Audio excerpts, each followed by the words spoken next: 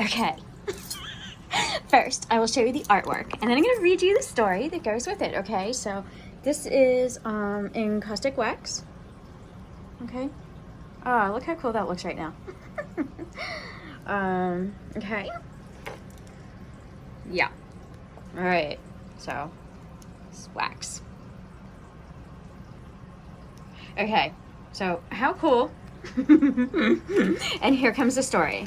Buckle down. All right. I never have any idea what situation I'm stepping into, or even exactly what version of Amy I will show up as, and with what skill sets.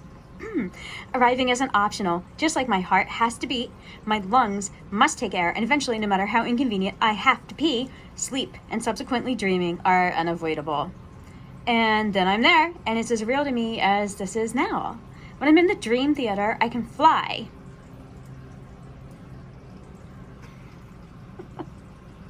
Which you think would feel like a fresh miracle every night. But this is not impressive flying. I've been practicing for 45 years. Or maybe it's 47. I was born in 1976, so you figure it out. I can't ever remember.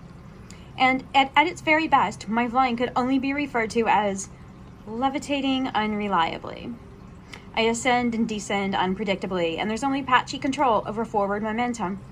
Think of it as hovering, suspended in pudding, but pudding that can suddenly turn into water and then Play-Doh.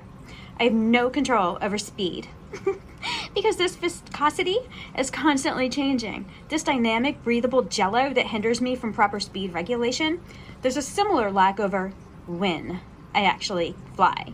I can be playing a game of chess with some owls or taming a herd of wild unicorns, and damn it, up I go, away from my important activity below.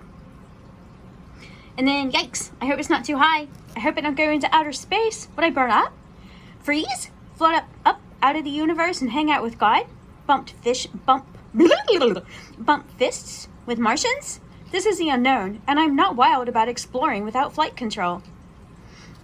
It takes a lot of thinky power to control my altitude, and even then it's still shaky.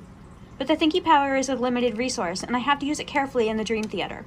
I don't get a power-up or a refill. I have to conserve. So, do I use thinky power to control altitude, or save it for a more pressing issue? Remember in school, during a physics exam, you would eventually come to that one question that forces you to make a decision that defines your personality? The question that, while you are sitting there, makes you choose between taking the hit of getting the question wrong by skipping it entirely, or getting it right but using up some of your finite reserve of thinky power. That's what I mean when I tell you I have to decide whether to use this resource or trust that I won't be burned up in the sun or get hit by an airplane. I have to weigh the pros and the cons. If I ascend forever and go into outer space, might that be better than falling back to the ground below where I'm battling a family of man-eating dinosaurs?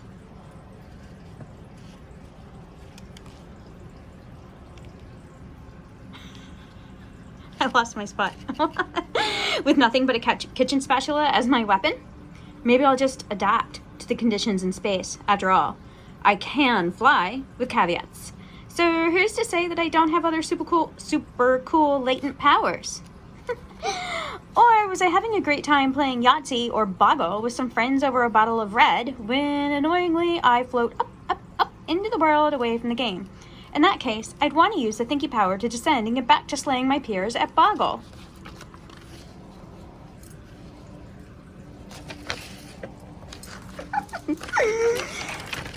But then, if I use the thinky power to return to the game, will my intellectual reserves needed to crush the competition be depleted? There's a lot to consider with dream flying. Too many variables are involved.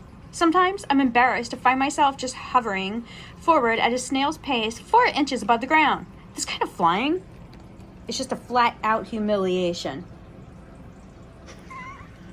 I'd love to say it's amazing and dream Amy has brilliant flying adventures, but what my unreliable levitation has really taught me is that there's always a way for me to look like a dork. Even in my dreams.